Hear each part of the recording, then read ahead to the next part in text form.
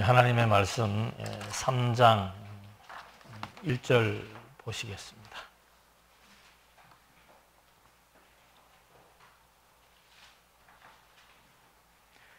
창세기 3장 1절. 그런데 뱀은 여호와 하나님이 지으신 들짐승 중에 가장 간교하니라.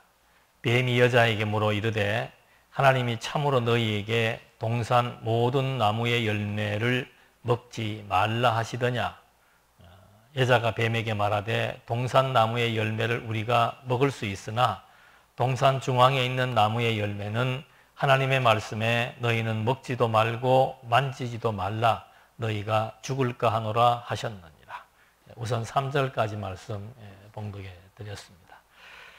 지금 하나님께서는 이 하나님 나라에 대한 섭리를 우주와 만물을 창조하시면서 시작하십니다. 그래서 모든 피조 세계의 창조는 결국 하나님 나라를 세워나가는 배경으로 전개되고 있고, 그 하나님 나라를 세워나가는 중심에 하나님은 사람을 만드셨습니다.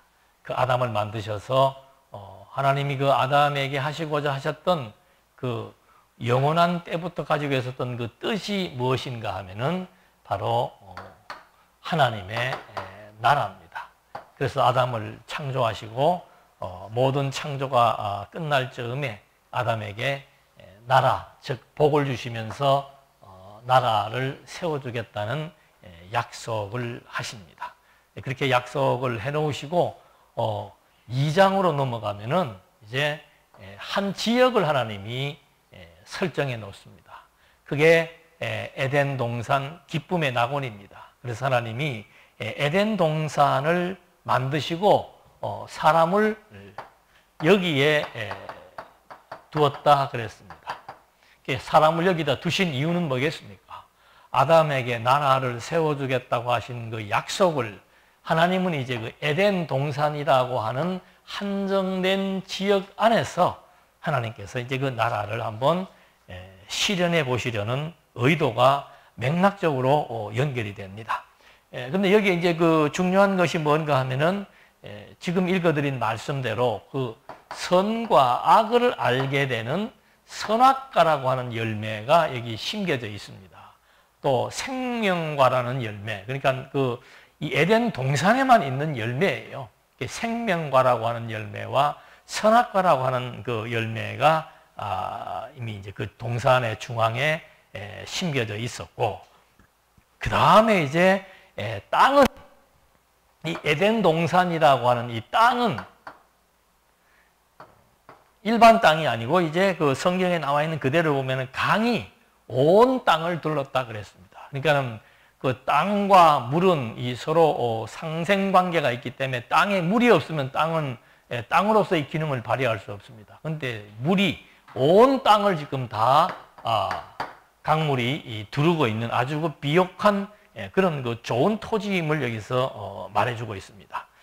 그리고 이 선악과를 먹으면 이제 죽는다라고 하는 하나님의 최초의 법령이 주어집니다.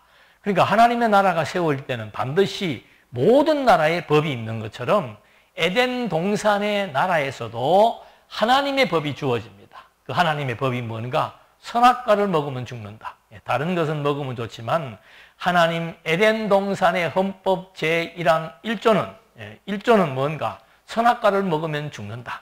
그게 다예요. 그렇게 하나님이 해놓고서는 이제 아담이 이 아담을 여기다 데리고 왔는데 아담이 혼자 있으니까 좋지 않다. 왜 좋지 않는가?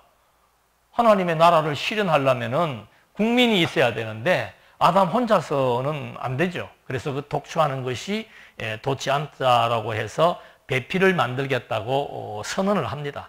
독초하는 것이 좋지 않기 때문에 그렇게 놓고는 아담에게 여러 가지 생물들을 이름을 지으라고 얘기하죠. 근데 이제 지난 시간이 너무 한정되어 있어서 제가 자세하게 다는 설명을 못 드렸는데 오늘은 연강으로 해서 2시간 동안 그냥 창세기만 3장이 너무 내용이 방대해서 좀 연결해서 설명을 하려고 합니다. 그래서 그 2장에서 요 다음에 나오는 내용이 뭔가 하면 이제 배필을 만들겠다고 하나님이 선언을 하고, 그 다음에는 아담을 불러서 모든 생물들의 이름을 지으라고 했다 그랬습니다. 그래서 그 이름을 짓는 것이 결국은 하나님의 형상대로 아담을 만들어서 모든 것들을 뭐하게 하자? 다스리게 하자. 하나님도 사실은 모든 만물을 지었을 때 하나님이 이름을 다 붙였습니다. 그래서 거기 그 1장, 창세기 1장 5절로부터 이제 그 이름을 붙이는 게 나오는데, 하나님이 빛을 낮이라 부르시고 어둠을 밤이라 부르시니라. 하나님이 부르신 게 바로 뭐예요?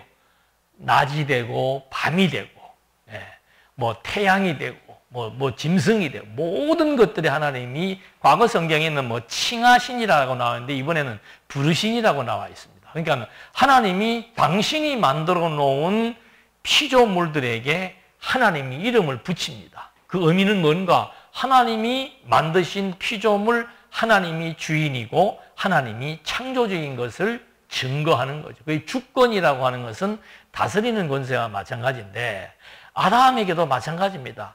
하나님은 당신이 만들고 이름을 붙이고, 아담은 어떻게 해요? 하나님이 만들어 놓은 것에다가 이름을 붙이라고 하나님이 당신의 형상을 닮은 사람을 만들어 놓고 바로 그 주권 행사를 하도록, 이름을 통해서 주권을 행사하도록 그렇게 하나님이 이 섭리를 해놓은 겁니다. 그렇게 해서 이 에덴 동산, 여기 아담을 에덴 동산으로 데리고 와서 그 에덴 동산에다가 하나님은 법령을 주셨고, 이 법이 3장에서 전개되게 되는 거죠. 법을 주셨고, 강이 흐르는 땅, 그 다음에 배필을 만들어서 남자와 여자가 여기 이름 짓고, 그 다음에는 여자를 만들어서 한 몸이 되게 했죠. 둘이서 한 몸이 되게 해서 이제 가정을 이루어 생육하고 번성하는.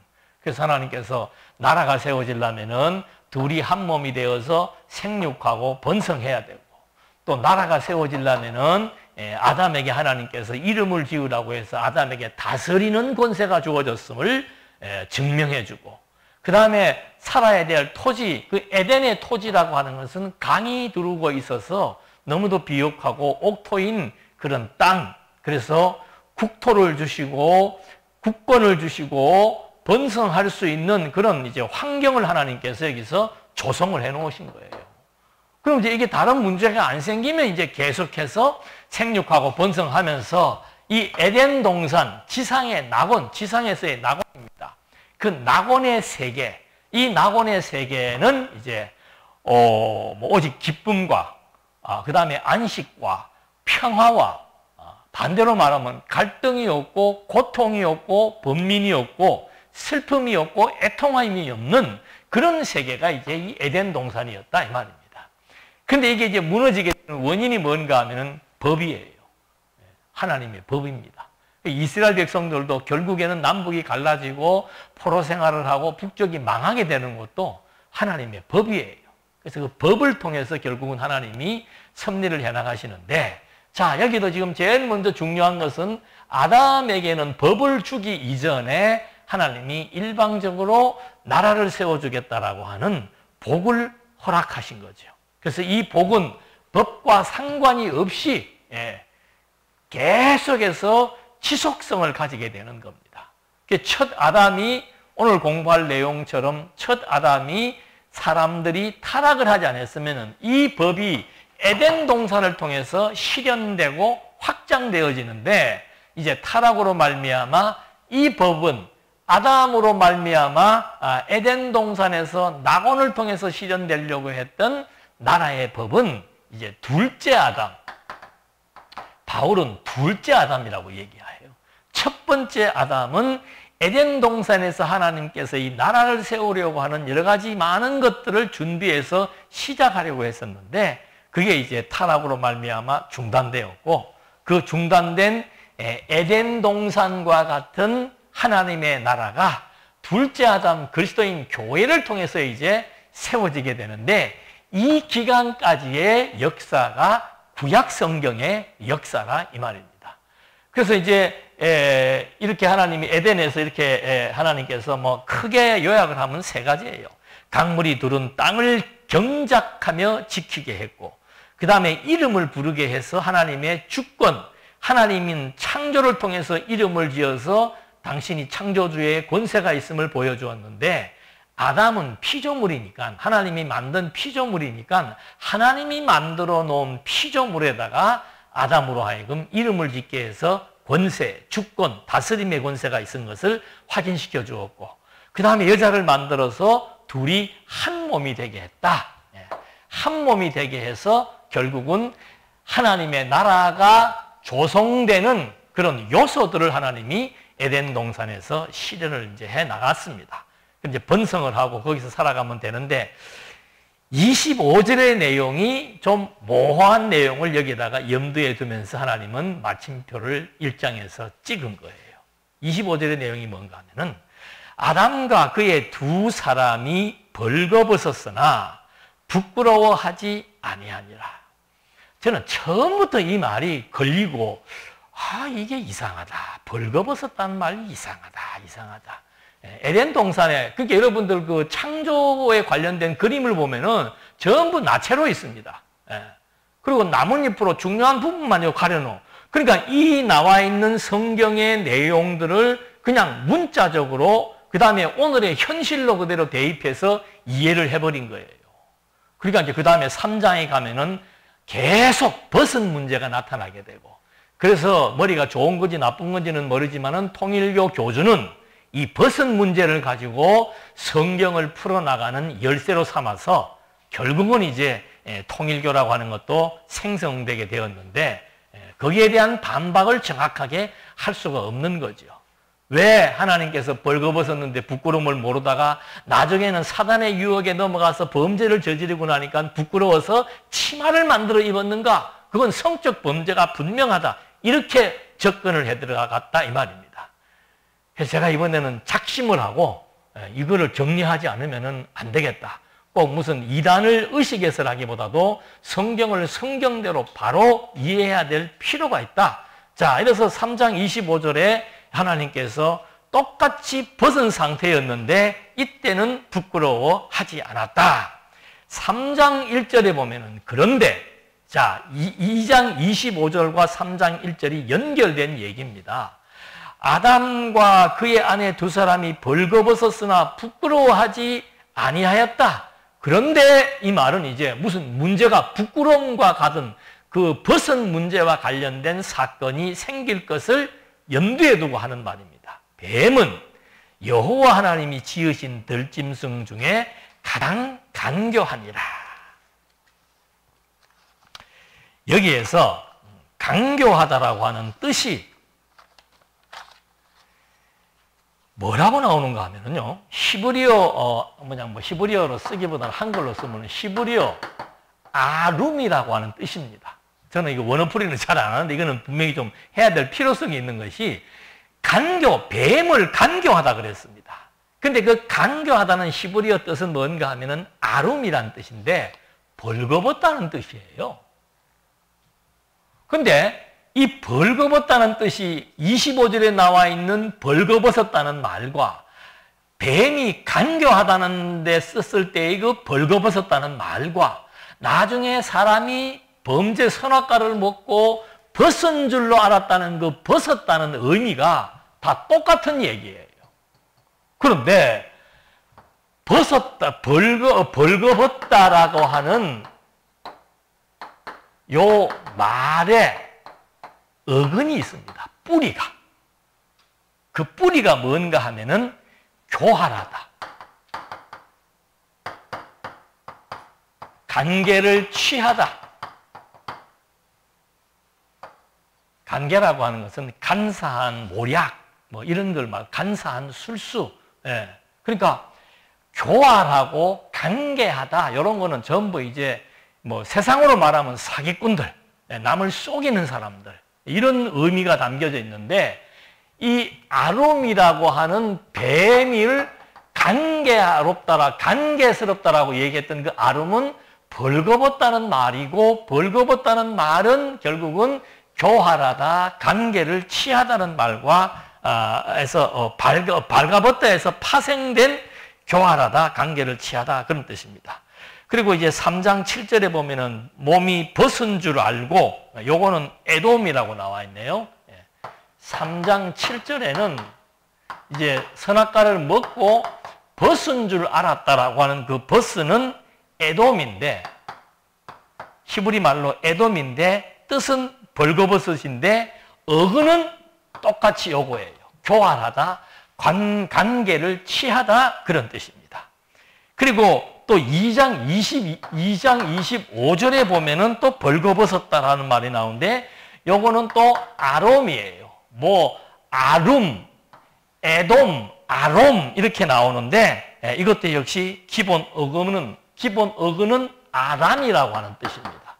이게 바로 교활하다, 관계를 취하다 이런 뜻이에요.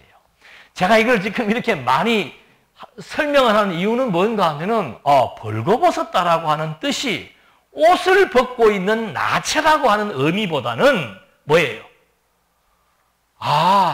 교활하다, 관계를 취하다는 말이 훨씬 더 의미적으로 타당한 얘기지요. 아니, 어린아이들이 부모들 앞에서 옷을 벗었다고 해서 부끄러워하거나 피해서 숨거나 도피하거나 그러지 않죠. 우리가 목욕탕 가서 막 부끄러워 숨거나 두려워하거나 그러지 않잖아요. 이게 지금 벌써 벗어서 두려워했다라고 하는 말은 지금 내 내면에 뭔가가 좋지 않은 생각, 좋지 않은 일을 꾸미거나 그 일을 실행했거나 했을 때 그것을 하지 말라고 하는 사람 앞에 드러났을 때에 갖게 되는 마음의 상태를 의미한다 이 말이죠.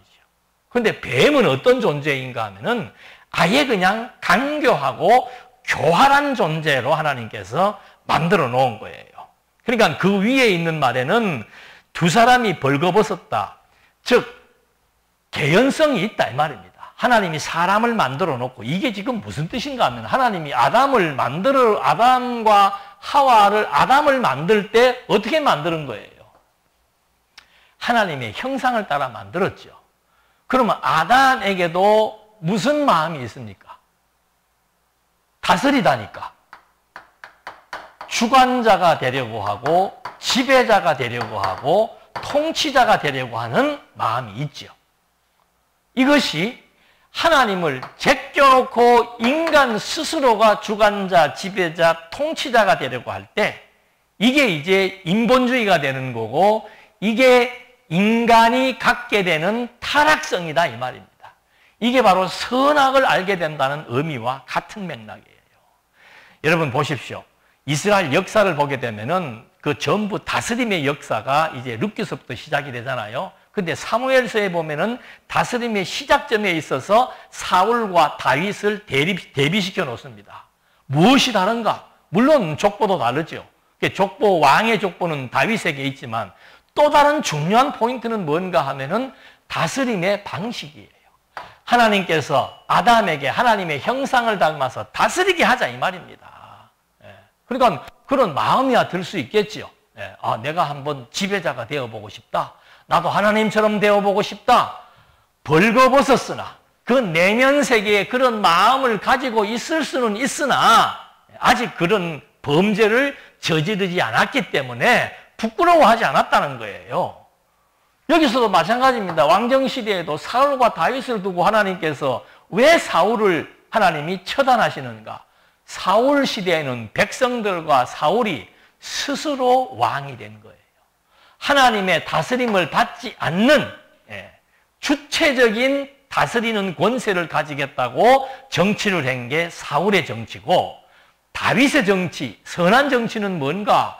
하나님의 다스리심에 의한 다스림의 통치 사역을 감당하는, 이것은 다윗의 통치 형식이라 이 말입니다. 그러니까 여기 이제 시작하는 문제는 바로 뭔가 하면은 주권에 대한 문제입니다. 하나님의 형상을 따라서 다스리게 하자. 아담이 하나님께서 이거 한번 해봐 했을 때에 하는 일과 하나님이 시키지 않은 일을 자기 독단적으로 스스로 해보겠다고 하는 그것이 이제 결국은 선악을 먹기 전에 가지고 있던 마음은 하나님의 다스림에 의한 다스림에 순응하는 관계이고, 선악과를 먹게 되면은 이제 그다음부터는 내 스스로가 하나님처럼 행세하고자 하는, 하나님과 똑같이 누구를 지배하려고 하고 자기 스스로가 인생을 개척하며 자기 스스로 무언가를 세워나갈 수 있는 그런 독립적인 또는 주체적인 그런 존재가 되려고 하는 어리석은 생각, 이것이 이제 결국은 3장에 나타나는 아주 그 중요한 포인트가 되는 겁니다. 그래서 여기도 보면 이제 뱀이 가장 강교하다, 교활하다, 그런 뱀이 나타나서 여자에게 묻는 겁니다. 여자에게 물어서 지금 바로 위에 두 사람이 그런 상태에 있었는데 뱀이 나타나서 여자에게 묻기를, 하나님이 참으로 너희에게 동산 모든 나무의 열매를 먹지 말라 하시더냐 하고 이제 슬슬 접근을 합니다. 그러니까 여자가 뱀에게 말하되, 동산 나무의 열매를 우리가 먹을 수 있으나 동산 중앙에 있는 나무의 열매는 하나님의 말씀에 너희는 먹지도 말고 만지지도 말라, 너희가 죽을까 하노라 하셨느니라. 그러니까 벌써 벌거벗고 있다라고 하는 증거는 뭔가, 이미 벌거벗었다라고 하는 것은 그 내면 세계 속에 교활함과 간계함의 가능성을 지니고 있은 거예요. 그게 타락하기 전에도 그대로 나타납니다. 여기 지금 하는 말에서도 보면은 뱀이 여자에게 물었을 때 이거 먹지 말라고 하더냐 물었으면 그냥 하나님이 말한 그대로 얘기하면 됩니다. 먹지 말라 했다. 그거 먹으면 반드시 죽는다고 했다. 이렇게 얘기해야 되는데 여자가 뭐라고 말하고 하면 말을 이상하게 합니다. 우리가 먹을 수 있으나 동산 중앙의 나무에 열매는 하나님 말씀에 너희가 먹지도 말고 뭐 하지도 말라. 그런 말은 없어요. 하나님이 만지지 말라고 하는 말은 없습니다. 먹지 말라고 아주 단호하게 얘기를 한 거지, 만지지도 말라라고 하나 보태고 해놓고는 정령 죽으리라 했는데 여기는 뭐라고 그랬어요? 죽을까 하노라. 죽을 수도 있고 안 죽을 수도 있다는 그런 애매한 표현이 되는 겁니다. 그러니까 벌써 벌거벗었으나 라고 하는 그 말의 의미가, 그 다음에 하와를 통해서 하와가 사단에게 답변하는 내용을 통해서 봤을 때도 이미 내면에 구성되어 있는 교활함과 간계함이 서서히 나타나기 시작하는 겁니다. 뱀이 여자에게 이르되 너희가 결코 죽지 아니하리라. 이제 뱀은 원래 뱀이 주 업무가 뭔가 하면은 간계예요. 거짓말하고 속이고 하는 겁니다. 그러니까 죽지 아니라고 거짓말하면서 너희가 그것을 먹는 날에는 너희 눈이 밝아져 하나님과 같이 되어 선악을 알 줄 하나님이 아심이다. 여러분, 우리가 사기꾼이나 또는 교회를 분열시키거나 어떤 거짓말을 하는 사람들의 얘기를 들어보면요, 처음부터 끝까지 다 거짓말 하진 않아요. 중간에 일부는 진짜가 섞여져 있고 자기가 말하고자 하는 의도는 거짓말로 하면서 진짜인 얘기를 결부시켜서 마지막 가서는 결국 그것이 잘못되게 만들어 나가는 방식이죠. 여기 지금 사단이 여자를 유혹해서 범죄를 저지르게 하는 과정도 보면 그렇습니다. 죽지 않는다라고 얘기해요. 그건 완전히 거짓말이죠. 근데 뒷말은 사실이에요. 눈이 밝아진다는 거예요. 그러면 하나님께서 여기서 아담과 하와를 만들어 놨을 때는 눈이 멀어 있었나? 만약에 벌거벗은 것이 지금 우리가 생각하는 것처럼 옷을 입지 않은 거라고 생각한다면은 여기서도 보십시오. 그럼 아담과 하와가 눈먼 상태에 있다가 나중에 눈 뜨게 되는 겁니까? 그건 아니잖아요. 그럼 눈이 멀었다라고 하는 거, 아니 무엇을 볼 수 있다라고 하는 것은 시각을 얘기하는 게 아닙니다. 벗었다라고 하는 것도 옷을 얘기하는 게 아니에요. 그러니까 무엇을 이 선악과를 먹게 되면은 눈이 밝아진다. 그건 하나님이 한 얘기예요. 눈이 밝아진다. 그래서 하나님과 같이 되어 선악을 알 줄 하나님이 아십니다. 선악과 먹었다고 해서 하나님하고 같이 되진 않죠. 근데 여기서 지금 이제 눈이 밝아진다, 선악을 알게 된다. 요 두 가지의 내용은 하나님께서 이제 미리 2장에서 하나님의 법령, 유일 법령으로 에덴 동산에 있는 유일한 법령, 선악과를 먹으면 정령 죽으리라. 반드시 죽는다. 왜? 선악을 알게 됨으로 말미암아 눈이 밝아진다. 눈이 밝아져서 선악을 알게 된다. 같은 얘기죠. 그러니까 여기에서 중요한 것은 눈이 밝아진다는 건 도대체 뭐고 선악을 알게 된다는 것은 뭐냐? 이거 중요하겠죠. 그러니까 멀쩡하게 다 보고 있는 아담에게 선악과를 먹으면은 눈이 밝아진다. 시력이 좋아진다? 그건 아닙니다.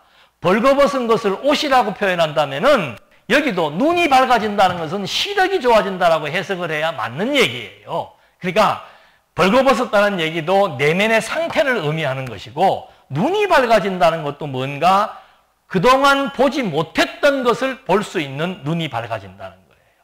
그동안 보지 못했던 것, 그것이 바로 뭔가? 다시 말하면 죄악의 눈이죠. 이게 관계가 되어지고 교활해지는 증거라 이 말입니다. 선악과를 먹게 되면은 무엇이 나쁜 것, 무엇이 좋은 것을 판단할 수 있게 되고 그 판단의 기준이 선악과를 먹기 전에는 하나님이 좋다, 나쁘다, 해라, 말하라 그러면 그냥 그걸 따라가면 됐는데 선악과를 먹고 나서부터는 인간이 자기가 좋다, 나쁘다, 한다, 만다, 인간이 주체가 되려고 하는 거. 그래서 인간이 자기 기준에서 좋고 나쁨을 판단하고 평가하고 자기중심적인 해석을 하게 되는 거. 이게 선악을 먹음으로 말미암아, 선악과를 먹음으로 말미암아 눈이 밝아지고 그 다음에 자기가 선과 악의 주체가 되는 것으로 시작되게 되는 거예요. 이것이 그러면은 인간에게 어떤 영향을 미치는가?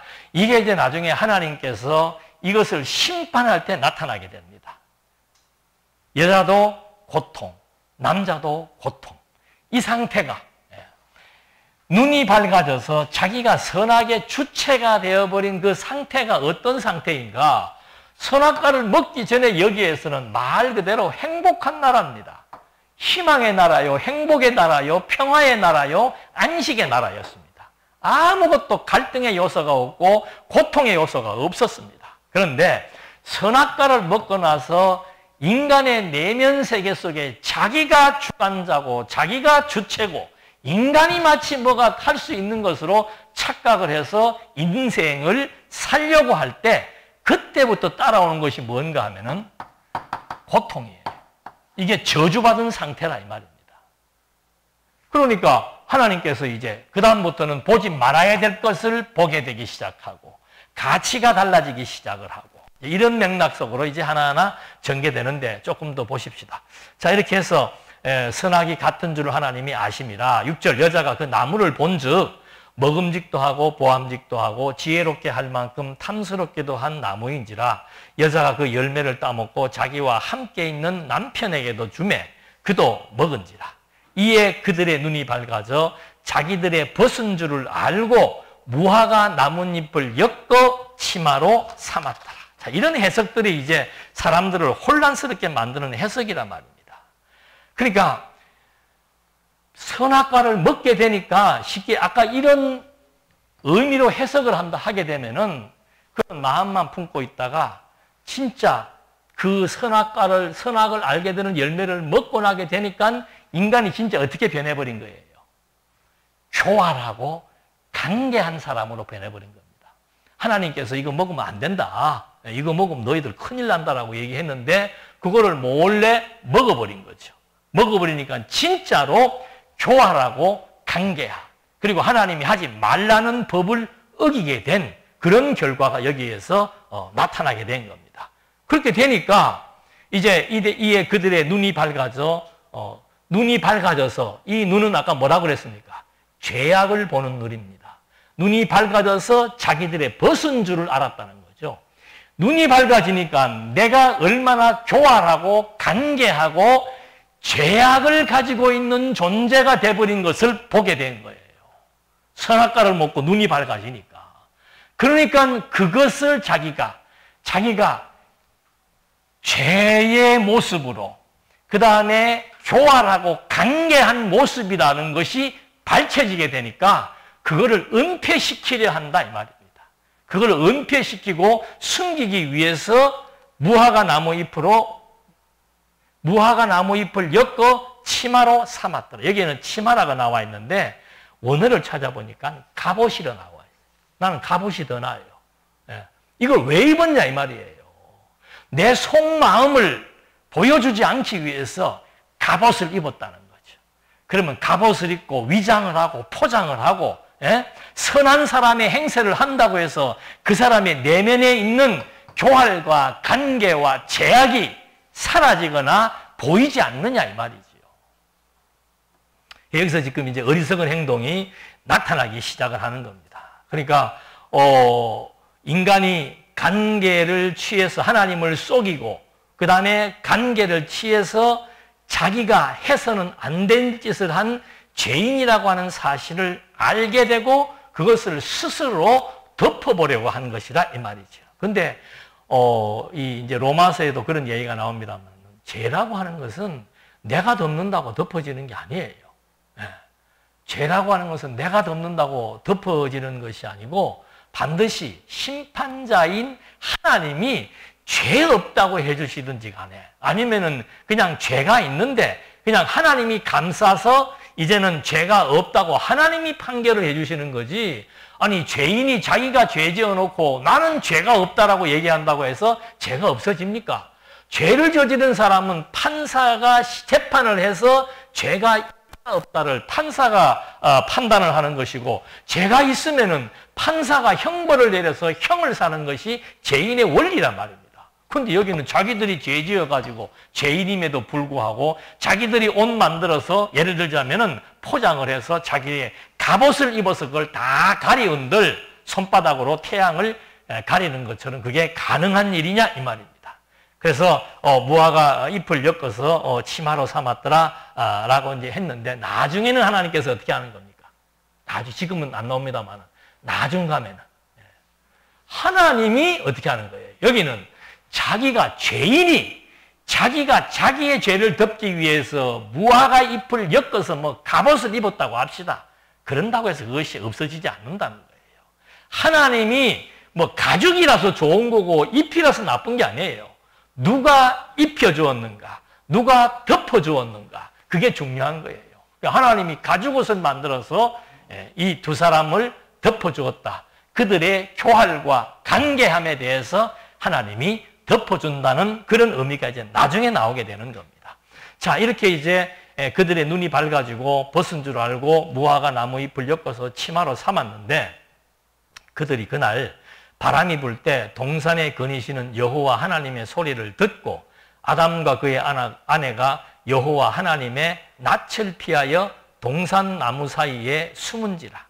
여호와 하나님이 아담을 부르시며 그에게 이르시되 내가 어디 있느냐 이르되 내가 동산에서 하나님의 소리를 듣고 벗었으므로 두려워하여 숨었나이다. 지금 여기에 중요한 단어가 계속 여호와 하나님이 나옵니다. 여호와란 뜻이 창세기 2장 4절에 처음 나왔다 그랬죠. 여호와라는 용어가.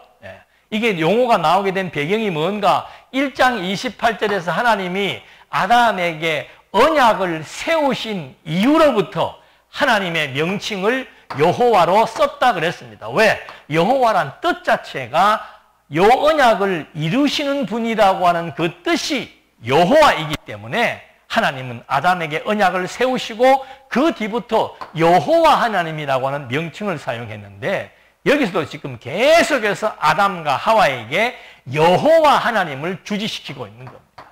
내가 아담에게 처음 만들었을 때 복을 주고 나라를 세워주겠다고 약속하지 않았는가? 그 약속을 내가 이루어 나갈 건데 지금 너희들이 마치 나라를 세울 수 있는 것처럼 너희들이 마치 이 피조 세계를 주관해 나갈 수 있는 것처럼 착각을 하고 유혹에 넘어가서 간계와 교활한 사람이 되어서 지금 너희들은 나 얼굴 보기가 지금 부끄러운 거죠. 하나님의 얼굴을 대면한다는 것 자체가 여호와 하나님 앞에 서게 되면은 하지 말라고 하는 범죄를 저질렀기 때문에 이 범죄가 왜 나쁜 범죄인가?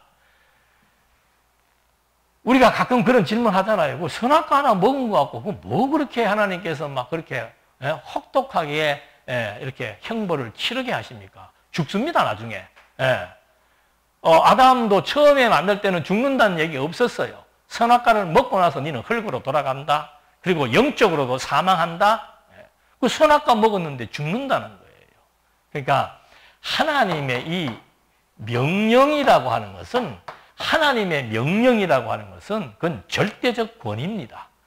제가 엊그저께도 그 상조에 가서 민수기를 한 4시간 정도 강의를 하고 왔는데 그 민수기에서도 똑같아요. 이스라엘 백성들이 가데스에서 우리 하나님이 우리에게 주시기로 약속한 땅을 정탐을 하러 보냈을 때 그 정탐꾼 12명이 해가지고 10명이 못 간다고 거부하고 가나안 땅 갈 수 없다라고 부정적인 보고를 하니까 하나님께서 그 10명도 죽지만 나머지 20세 이상 된 백성들, 그 의견에 동조한 백성들을 전부 광야에서 다 죽입니다. 2사람 빼놓고는 다 60만 명을 광야에서 죽여버립니다. 가나안 땅에 못 가게 합니다. 하나님이 가나안 땅 준다고 약속한 하나님의 약속을 부정하고 부인하고 불신한다? 이거는 명령에 대한 불복종과 똑같은 거예요. 그래서 제가 어제도 그런 예를 들었어요. 남자들은 금방 이해를 하죠. 군대에서 가장 중요한 게 뭔가? 명령입니다. 군대는 명령에 살고 명령에 죽습니다. 군인은 명령에 살고 명령에 죽는 거예요. 더더군다나 전시체제에서 아니 지휘관이 명령을 했는데 명령에 불복종을 한다 또는 대열을 이탈한다. 그건 사형이에요. 총살할 수 있습니다. 그러니까 명령, 하나님의 지휘체계는 명령체계입니다. 하나님이 모세에게, 모세가 아론에게, 아론은 12지파의 대장들에게 명령을 해서 그 명령을 어긴다는 것은 결국은 명령의 주체이신 신권에 대한 도전이라 이 말입니다. 반역이에요. 나라의 통수권자에게 반역을 한다? 과거 조선시대의 임금에게 반역을 한다? 그건 물어볼 것이 없는 겁니다.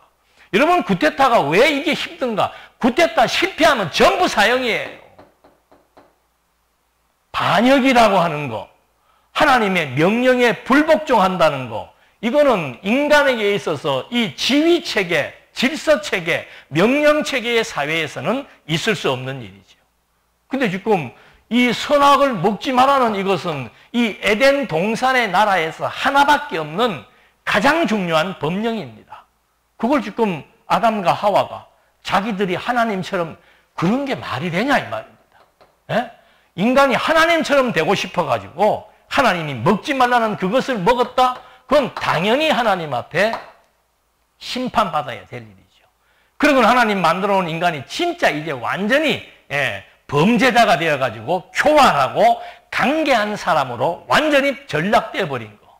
그건 하나님이 심판하지 않을 수가 없는 겁니다. 그래서 하나님께서 이렇게 범죄를 저질렀기 때문에 그들은 하나님의 낯을 피하여 숨는 거죠. 피하여 숨는 이유가 뭐예요? 아니 뭐 벗어서 부끄러워서 피해서 아니에요. 내 내면에 있던 간계와 교활함, 그것으로 말미암아 하나님이 먹지 말라는 선악과를 먹음으로 인간이 완전히 이제는 타락한 인간으로, 죄인으로 전락이 돼버린 거죠. 그러니까 그것에 대해서 책망하고 그것에 대해서 심판할, 이미 그 사실을 알게 된 하나님 앞에 선다는 것이 두려울 수밖에 없는 겁니다. 그래서 여기서 나와 있는데 결국은 내가 벗었으므로 두려워 숨었나이다 말은. 벗었다는 게 뭡니까? 내가 진짜로 교활한 인간이 되어버렸습니다. 내가 타락하고 범죄해서 간계한 인간이 되어버렸습니다. 이걸 내가 이 모습을 가지고 하나님 앞에 나타날 수가 없어서 두려워서 숨은 겁니다. 그러니까 범죄를 저지르고 나니까 어떤 심리가 생기는가 하면은 회피, 두려움. 성경에 보면 너무도 많습니다. 두려워하지 말라, 두려워하지 말라. 두려움이라고 하는 것은 내가 범죄를 저질렀을 때, 아니면 나보다 힘이 센 권력자가 나를 지배하거나 나를 죽이려고 할 때, 그럴 때 공포심이 생기는 거죠. 근데 지금 이런 그 회피와 두려움의 심리가 선악을 알게 되는 열매를 범했을 때, 범죄를 저질렀을 때, 그게 이제 사람에게 형성이 되는 내용으로 여기서 확인이 되는 겁니다. 그래서 하나님의 낯을 피하여 숨고 이제 피했습니다. 그러니까 11절에 하나님이 끝까지 이제 하나님의 심리가 시작되는 겁니다. 재판을 하기 전에 심리라고 그러죠. 그 범죄 사항에 대해서 확인하고 묻는 겁니다. 누가 너의 벗었음을 내게 알렸느냐? 내가 내게 먹지 말라 명한 그 나무 열매를 내가 먹었느냐? 그 말이죠. 어떻게 네가 지금 그렇게 네 속에 간계와 교활이 들어가게 되었느냐? 그런 인간이 되었느냐라고 묻는 겁니다. 그 나무 열매 너 먹었냐? 내가 그거 먹으면 그렇게 된다고 그랬잖아 하는 말이죠. 아담이 이르되 하나님이 주셨어. 이거 보십시오. 아담이 뭐라고 지금 재판관 앞에 자기 범죄에 대한 변호를 하는가 하면은 네가 먹었느냐? 그러면 예, 먹었습니다. 그러면 간단한데 하나님이 주셔서 나와 함께 있게 하신 여자 그가 이렇게 얘기하는 겁니다. 이게 범죄를 저지른 죄인들의 심리가 뭔가 하면은 책임 회피 또는 책임 전가 이런 심리가 여기에서 이제 도출하게 되는 겁니다. 그래서 이 아담이 하나님께서 만들어 주신 여자 그리고 하나님께서 만드셔서 나하고 한 몸 되게 하신 여자 그가 나로 하여금 이 열매를 먹게 했습니다. 그러니까 책임 전가라고 하는 것은 주체성이 없는 인간이 책임을 질 수 있는 능력이 없는 사람이 주인이 되려고 했을 때 그게 안 되면은 이제 자꾸 회피를 하게 되는 거죠. 그러니까 선악을 안다라고 하는 것, 하나님과 같아진다라고 하는 것은 쉽게 얘기하면은 무능한 인간이 전능하신 하나님 행세를 하려고 하는 것과 똑같은 거예요. 그러니까 힘이 들지요. 인생이 왜 힘이 드는가? 제가 능력이 많으면 힘들 게 뭐가 있습니까? 뭐가 문제야? 적적적 해결해 줄 수 있는 능력이 있다면은 나도 힘들 것이 없고 상대도 힘들 게 없어요. 그런데 인간이 능력이 없는데 능력 없는 인간에게 어떤 과제가 주어진다? 너무 힘들고 고통스러운 거죠. 지금 능력이 없는 인간이 그것도 감히 창조주이신 하나님의 권세와 자리에 앉아서 자기들이 능력자 행세를 지금 하려고 하는 것 자체가 이게 부당한 거예요. 그러니까 벌써 주제 파악이 되니까 아이고 나는 능력 없습니다. 무슨 능력? 책임질 능력이 없습니다. 나는 이 문제를 해결할 능력도 없고 나는 정말 아닙니다. 라고 하면서 하나님 앞에 호소하는 방식이 이런 방식으로 얘기를 하는 겁니다. 그러니까 아담은 여자에게 책임을 전가했습니다. 그 다음에 13절 여호와 하나님이 여자에게 이르시되 내가 어찌하여 이렇게 하였느냐? 여자가 이르되 뱀이 나를 깨므로 내가 먹었나이다. 여자는 조금 담백하네 그래도요. 그냥 있는 그대로 참 아담은 치사스러워. 그냥 아내가 먹으라 그랬습니다 하든지 뭐 그냥 잘못됐습니다 이러면 될 텐데 하나님이 주셔서 나와 함께 있게 하신 여자 그가라고 하는 말은 강조법이에요. 그 여자가 나로 하여금 이것을 먹게 했으니까 나는 죄가 있다 없다. 여호와 하나님이 뱀에게 이르시되 내가 이렇게 하였으니 내가 모든 가축들과 들의 모든 짐승보다 더욱 저주를 받아 배로 다니고 살아있는 동안 흙을 먹을지니라. 이것도 또 문제가 되는 문구예요. 뱀이 여기서 지금 나타나는 뱀은 파충류가 아니에요. 파충류는 배로 땅을 기어다니죠. 파충류가 아닌데 자꾸 사람들이 파충류라고 해석을 여기서도 하려고 한다 이 말입니다. 그래서 이 그 뱀에 대한 설명은 요한계시록에도 나오고 있습니다. 그 요한계시록에 보면은 그 옛 뱀이라 그러고 그 뱀은 거짓을 일삼는 뱀이라고 성경에도 아주 정확하게 설명이 되고 있습니다. 그래서 뭐 요거는 뭐 나중에 그 요한계시록을 봐도 나옵니다만은 하여튼 이것은 파충류는 아니에요. 하나님께서 만드신 사단, 옛뱀, 가장 교활하고 간계한 그런 이제 뱀 사단에 대해서 하나님이 이제 형벌을 심판을 내리는 겁니다. 심리는 아담, 여자, 뱀에게 물어본 거죠. 제일 약한 순서대로 하나님께서 확인을 해 들어가서 마지막 이제 가장 큰 범죄자로부터 하나님이 판결을 내리기 시작하는 겁니다. 그래서 심리는 남자, 여자, 뱀으로 갔지만 판결은 뱀, 여자, 남자에게로 오는데 뱀에게 내리는 판결이 뭔가 하면은 모든 짐승보다 더욱 저주를 받게 됩니다. 그러니까 뱀 그러면은 저주의 상징이에요. 교활의 상징, 저주의 상징, 거짓의 상징, 그 다음에 죄악의 상징입니다. 그러니까 사단이 하는 일이 뭡니까? 사람들을 뭐하게 만드는 거예요?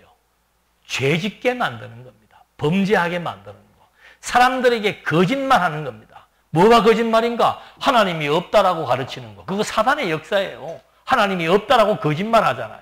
하나님이 살아 존재하시는데 하나님이 없다라고 거짓말하는 거. 너는 이렇게 하면 잘 될 수 있다라고 유혹하는 거. 그리고 자꾸 범죄하게 하고 죄악으로 빠져들게 하는 거. 이게 뱀이, 사단이 가장 나쁜 저주를 온통 다 받았기 때문에 그런 역할을 한다 이 말입니다. 그래서 하나님이 뱀에게 이르시되 이렇게만 내가 모든 가축과 들의 모든 짐승보다 더욱 저주를 받아, 저주받은 건 알겠죠. 근데 두 번째, 배로 다니고 그랬습니다. 그래서 이 배를, 원어를 찾아보니까 내뿜으며 이렇게 나와 있어요. 얼마나 기가 막히게 잘 나와 있습니까?